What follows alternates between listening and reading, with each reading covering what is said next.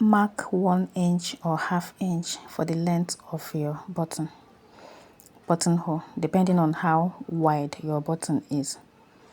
If your button is wide enough, you mark like 1 inch. If your button is not too wide, just small button, you mark like ½ inch.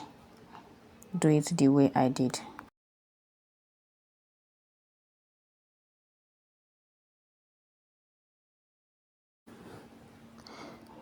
So after marking it, you curve it. Just look at the way I'm doing it. Curve it the way I'm doing it. After curving it, you go to the sewing machine. Start from that end. You sew on the curved area to the end. You turn it. You sew to the end. You turn it as in just the way I'm showing you now. Exactly. Let's go to the sewing machine. Start from that center up. You sew to the other end.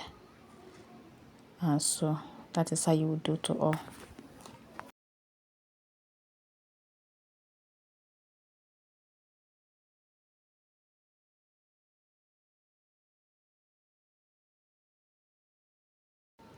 The other end, you turn it the way I'm just turning it. Start from that end, sew it to the other end, you turn it again, sew it to the other end, you turn it again. Just sew it like 3 times.